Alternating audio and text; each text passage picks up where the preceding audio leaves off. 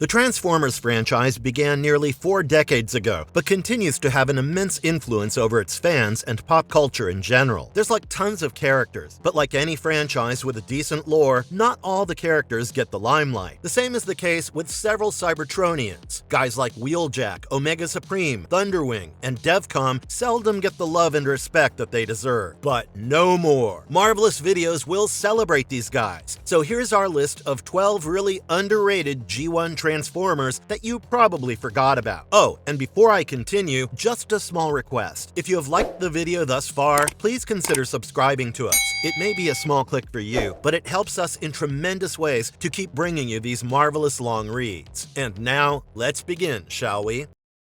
Wheeljack. Wheeljack, also known as Q, is a brilliant Autobot scientist and inventor, always eager to tackle any problem, whether it's creating new weapons to combat Decepticons or devising cutting-edge technology. So our friend here looks pretty much like an elderly Autobot, and that's probably why he's not much of a fighter himself. So when it comes to fighting, he leaves the heavy combat to his partner Dino, and prefers to focus on his inventions. Sporting a quirky look with haywired hair, glasses, and a mustache that gives him a resemblance to a well-known scientist, Wheeljack transforms into a sleek Mercedes-Benz E550. What about his backstory, though? It's actually been revealed in the comics, according to which, long ago on Cybertron, Wheeljack was one of Sentinel Prime's loyal followers. His technical expertise, of course, helped in saving their homeworld. When Cybertron was dying, he worked on a device that, with the power of the Allspark, teleported a sun into Cybertronian space. Could you imagine that? Bringing a sun to your planet when you needed one? That's pretty wild, even for technologically advanced aliens like the Transformers. Anyway, this revitalized the Allspark, breathing life back into their planet. His work on this project established him as one of the most important individuals in Cybertron's recovery. As Cybertron positioned into a new era, Wheeljack naturally aligned with Optimus Prime's science division and left the Defense Force to Megatron. Thousands of years later, Wheeljack found himself on Earth, where he joined Optimus Prime and Nest after 2009. Alongside Mirage, he was stationed in Washington, D.C., and was quickly thrown into action when Decepticons attacked Sam Witwicky's school in Philadelphia. Wheeljack's quick thinking and technological skills came into play when he generated a powerful force field to protect Sam and nearby civilians. In the midst of the chaos, Optimus Prime tasked him with extending the field to prevent the Decepticons from fleeing, but before he could act, Shockwave appeared and severely damaged him. Despite being critically wounded, Wheeljack managed to recalibrate his force field and trapped Shockwave with an angry Optimus Prime. Oh, that could not be good. Needless to say, the battle ended with Prime defeating Shockwave, and while Ratchet reported Wheeljack could be repaired, the scientist would never quite be the same after the battle. After the comics, Wheeljack appeared in the live-action Transformer movies, where he continued to do what he did best.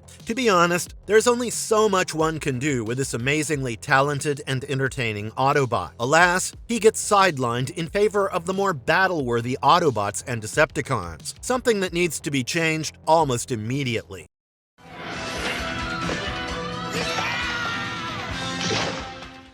Ultra Magnus. Ultra Magnus, also known as Ultra Mammoth in some iterations, sees himself purely as a soldier, someone better suited to following orders than giving them. Having said that, he's truly capable of leading a team, but I believe he's just too humble to do that and prefers to serve than to be served. Anyway, he shies away from leadership roles and believes that responsibility belongs to others, which might be seen as cowardice or a lack of confidence by a few. However, when forced into command, Magnus reveals his natural talents as a leader. He's strong, dependable, and courageous, though he is his own harshest critic, and often fails to recognize these qualities in himself. Magnus has an unwavering sense of duty, and is forever willing to sacrifice himself for the Autobots and the greater good if necessary. Aware of his own strength, he willingly takes on larger threats to protect his allies. In fact, you would be surprised to know that his bravery and selflessness have earned him the respect of both Autobots and and Decepticons alike. His rivalry with Galvatron runs particularly deep, and Magnus finds himself frequently battling this powerful Decepticon leader. Despite his struggles, Magnus remains a symbol of resilience, even managing to survive situations where others would have perished. In the G1 continuity, Ultra Magnus became commander of Autobot City before 2005. During the brutal battle of Autobot City, he fought bravely but was unable to save many of his comrades, including Optimus Prime. Before his death, Optimus entrusted the Matrix of Leadership to Magnus, believing he was the next leader. However, the Matrix chose Rodimus Prime instead. Magnus humbly accepted this, and served Rodimus loyally as his second in command. Magnus's rivalry with Galvatron continued through countless battles, and his clashes with Galvatron's lieutenant, Cyclonus, also became a regular affair. Even when Magnus was infected by the Hate Plague in 2006, he was eventually cured after Optimus Prime unleashed the Matrix's power. In alternate timelines, Ultra Magnus has faced numerous challenges. In one, he was killed by Sixshot in 2011, and later revived to confront a new evil in the form of Galvatron 2. Magnus's journey even extended into different dimensions, where he battled interdimensional foes, though often tangled in political and bureaucratic struggles. Despite it all, Magnus remains an enduring symbol of loyalty and leadership, even if he refuses to see himself that way, and that's probably why people often tend to overlook him. He's just too good to take control and the limelight, but the man deserves way more respect and love. Oh wait, not a man, but you get the point.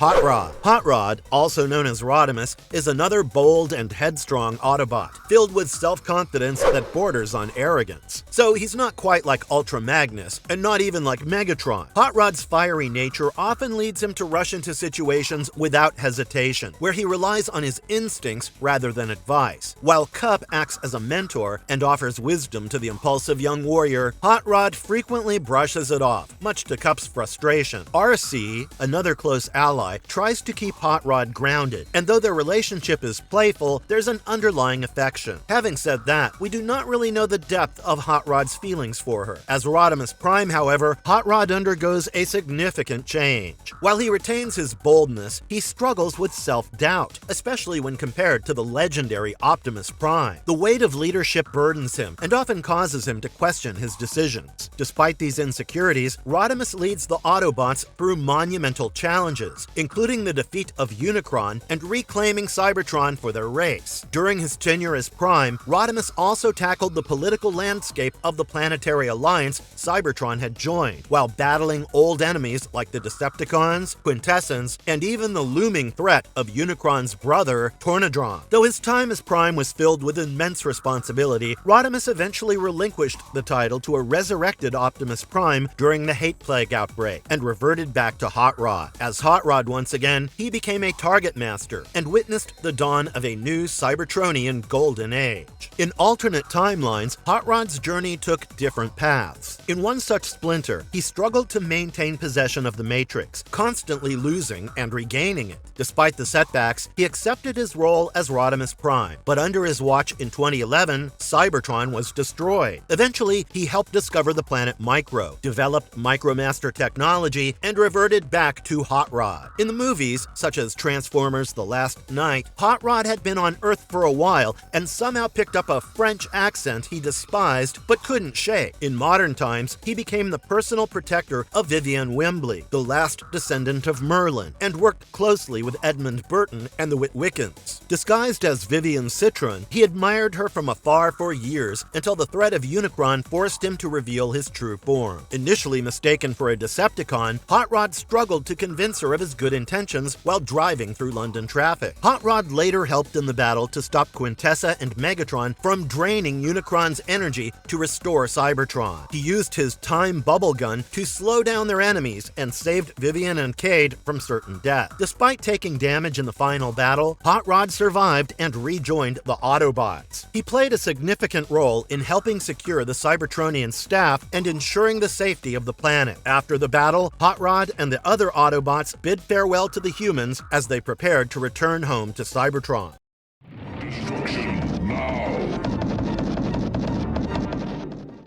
Omega Supreme. Omega Supreme is one of the largest and most formidable Autobots, who has unmatched strength and firepower. His sheer size and overwhelming arsenal makes words unnecessary. His presence alone is enough to convey the gravity of any battle. As the final line of defense, Omega carries a heavy burden. He knows that when he's called into action, it means the situation is dire and that he may be the difference between the annihilation of an entire race or a planet and their safety. And many of his fellow Autobots have already fallen. The weight of this responsibility shapes his somber demeanor. Once a proud guardian robot, Omega now strikes fear into the hearts of Decepticons who dare to face him. His role is not just to fight, but to protect, and his relentless power leaves no doubt about his capabilities. In the G1 continuity, Omega Supreme was once tasked with protecting the magnificent Crystal City on Cybertron. His friendship with the Constructicons turned into betrayal when they were reprogrammed by Megatron's Robo-Smasher. Tricked into abandoning his post, Omega returned to find the city destroyed. Filled with anger, he pursued the Constructicons and tried to reverse their programming, but failed, as they had been permanently transformed. Omega was later ambushed by the Constructicons, now able to combine into the destructive Devastator, but he fought them off and destroyed the Robo-Smasher. For millions of years, Omega pursued the Constructicons across galaxies, ultimately following them to Earth. Although primarily serving as transport and defense for the Autobots, his personal vendetta against the Constructicons never wavered. Despite facing multiple defeats, including an attack from Electrum-coated Decepticons that rendered him temporarily powerless, Omega remained steadfast. His pursuit of justice came to a head when he was faced with the choice of saving Earth from a destructive creature or exacting revenge on the Constructicons. In the end, Omega chose duty over vengeance, proving his loyalty to the Autobots and his unwavering commitment to protecting life. Your primitive weapon is useless, Autobot fool! Shockwave. Shockwave, a Decepticon known for his cold logic and ruthless efficiency, played a much more prominent role in the Marvel Comics version of Transformers than he did in the animated series. On Cybertron, he ruled over Tarn, surviving the battle between Tarn and Iacon, and eventually joined Megatron's Decepticons. Shockwave's arrival on Earth was something of a turning point, as he activated the powerful Dinobots, and quickly proved his might by defeating numerous Autobots. His intellect and strength made him more dangerous than Megatron himself, and Shockwave eventually challenged and bested his leader. Unlike the treacherous Starscream, Shockwave's desire for leadership stemmed from his belief in survival of the fittest. He viewed others, even fellow Decepticons, as inferior, and ruled with an unrelenting and cruel mindset. Despite this, Shockwave ironically found himself under the command of Ratbat, a lesser Decepticon, though his own pride and arrogance never diminished. Throughout his time as leader, Shockwave faced powerful enemies, and even took on Headmaster Scorponok alone. His eventual demise came through a spaceship crash near the end of the comic series, but his prolonged dominance and resilience in the comics set him apart from his relatively insignificant portrayal in the cartoon. In the IDW Publishing Transformers comics, stands as his most amoral version ever. Unlike many Decepticons driven by conquest or personal gain, Shockwave operates purely on cold logic. Trained by Giaxis, Shockwave initially worried about Cybertron's future and experimented with alternative energy sources. However, after suffering the horrific Imperata procedure, which replaced his head and limbs with mechanical parts, his emotions and sense of morality vanished. This transformation into a detached killing machine led Shockwave to join Megatron, though he pursued his own ruthless goals. Shockwave's experiments, particularly with combiner technology, were aimed at securing Cybertron's future, but they were often twisted and dangerous. His methods made him one of the most calculating and dangerous Decepticons. Even when the Decepticons faced defeat, Shockwave remained resilient, always with ulterior plans in motion. His eventual self-upgrade using Onyx Prime's metal cemented him as a formidable villain. Unlike Megatron, whose actions stemmed from war, Shockwave engaged in cruelty simply to test what was possible. His cold, cycloptic appearance matched his emotionless and calculated nature, making him one of the most terrifying figures in the Transformers universe. His lack of morals and relentless drive made him nearly impossible to defeat. Strength when drawing power from the sun. Swoop. Swoop. Swoop, although a Dinobot, is actually the friendliest and most approachable of his team. Despite his kind and upbeat nature, few ever get to know this side of him. His intimidating alt mode, a pterodactyl-like creature, combined with the fearsome reputation of the Dinobots, keeps most Transformers at a distance. But Swoop has learned to use this fear to his advantage, and he makes this his most effective weapon in aerial combat and bombardments. Though Swoop is skilled in the air and excels at striking terror into his enemies, he's also a bit of a show-off and revels in the attention and awe his maneuvers generate. Like his fellow Dinobots, he often clashes with Optimus Prime's leadership and prefers a more rebellious and headstrong approach. Arrogant and disobedient at times, Swoop embodies the fierce independence of the Dinobots, while maintaining a surprisingly good-natured personality beneath his terrifying exterior. Swoop was constructed alongside Snarl after the initial success of the original 3 Dinobots. He made a strong debut and proved himself in a field test and battled alongside the team against several threats. Swoop's loyalty to the Dinobots often put him at odds with Optimus Prime's leadership, but he played a key role in several missions. He helped fortify defenses against a tidal wave, fought against Devastator, and even took part in battles on Dinobot Island and Cybertron. Unlike his Dinobot peers, Swoop often showed compassion, such as when he saved humans Spike, Carly, and Sparkplug, and convinced Grimlock to help the Autobots during a Cybertronium crisis. In 2005, during the Battle of Autobot City, Swoop and the Dinobots fought against Devastator and later evacuated as Galvatron attacked. Stranded on Quintessa, Swoop used his skills to help his team escape. One of his proudest moments was bombing Unicron, the Planet Eater.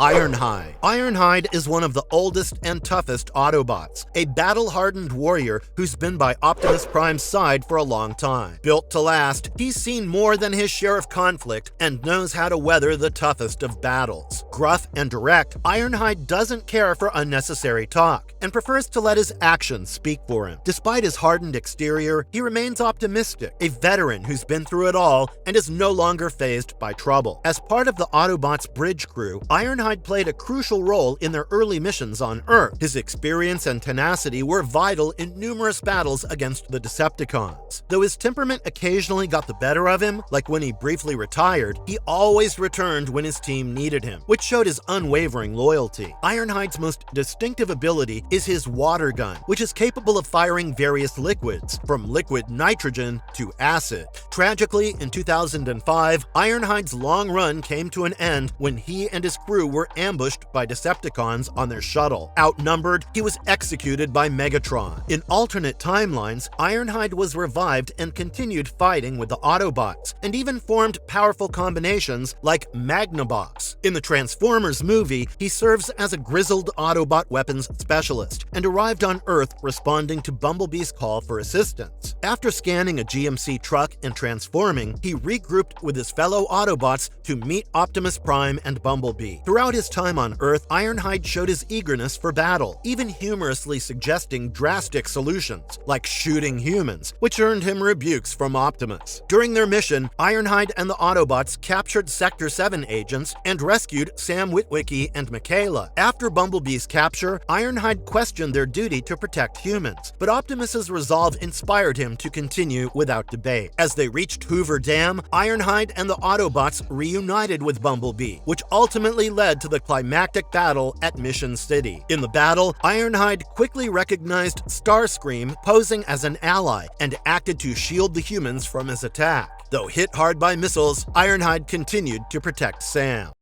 They always react according to their individual programming.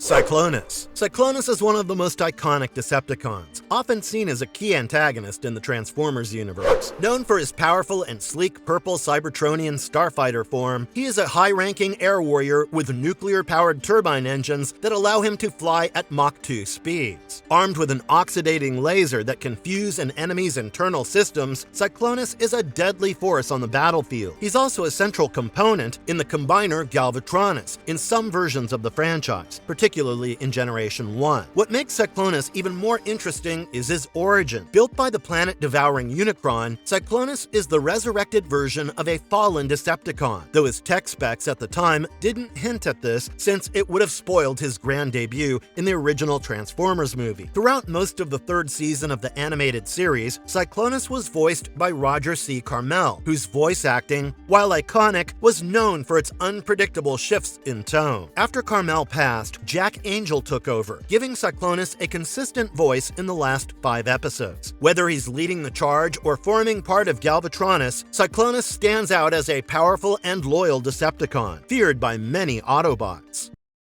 Darkwing and Dreadwind. Darkwing and Dreadwind are two of the most pessimistic Decepticons ever, but they handle their misery in different ways. Darkwing embraces the bleakness of life by actively making things worse for others. He's the kind of Decepticon who, if everything is going downhill, will gladly give it an extra push, all while loudly complaining. His partner in crime, Dreadwind, is equally miserable but prefers to wallow in his own gloom, spreading his despair like a virus. Dreadwind doesn't just make himself feel awful. His negativity is so strong that it kills the mood for everyone around him. Despite their gloomy outlooks, Darkwing and Dreadwind are a perfect match, sticking together through the shared misery. Darkwing's proactive sabotage complements Dreadwind's relentless pessimism, making them a troublesome duo for anyone unfortunate enough to cross paths with them. Dreadwind's partnership with his Nebulan Power Master partner, Hightest, isn't as smooth. Hightest is a perfectionist and constantly tries to push Dreadwind into embracing their evil deeds. But Dreadwind's attitude makes it hard for him to get on board. Together, Darkwing and Dreadwind form a notoriously formidable team that thrives on chaos and negativity, making them some of the most unsettling Decepticons to face on the battlefield.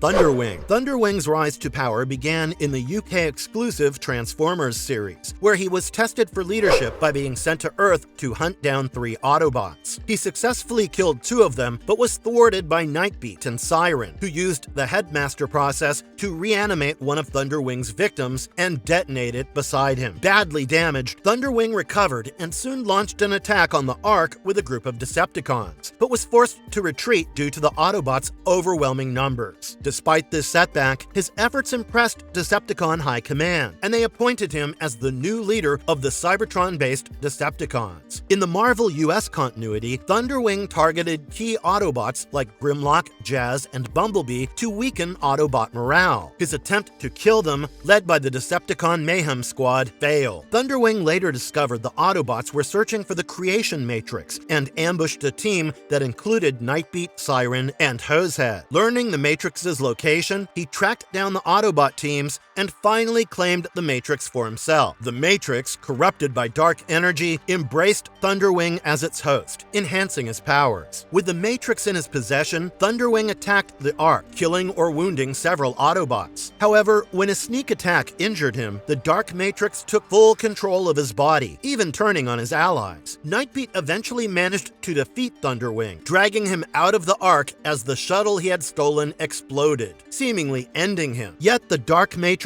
reanimated Thunderwing's lifeless body during the battle against Unicron on Cybertron. Despite the Matrix's corruption, it was no match for Unicron's power, and Thunderwing was torn apart, finally ending his chaotic existence. Devcon. Devcon is a relentless bounty hunter who carved a name for himself during the Great War by hunting down dangerous Decepticons that others wouldn't dare face. Driven by an intense hatred for the Decepticons, he operates independently, though it's unclear who, if anyone, he works for or collects payment from. His incredible internal efficiency allows him to survive extended periods without refueling, which enables him to outlast his prey. He's armed with a plasma blaster and head-mounted laser cannon, while his alternate form is a space cruiser capable of long-range interstellar flight. Devcon's past remains largely mysterious, though he left Cybertron millions of years ago. In 1985, he tracked several Decepticons to Monachus, where he crossed paths with fellow Autobot Smokescreen. After an altercation with local thugs, he befriended Smokescreen and the alien gambler Bosch, helping them thwart the Decepticons on Monachus. Devcon declined an offer to join the Autobots on Earth and instead left with Slizardo, a local alien who became his loyal sidekick. In the live-action Transformers films, Devcon was stationed on the moon and later joined the Decepticon invasion of Washington, D.C. He fought in the Battle of Chicago, but was ultimately killed by the Wreckers after attempting to hold a bridge. While this was all in my list, do you have any names that you'd like to include or exclude from this list? Let us know in the comments. And if you liked our content, don't forget to leave a like and subscribe to us if you haven't already. Have a good one and be safe. Thanks, everyone.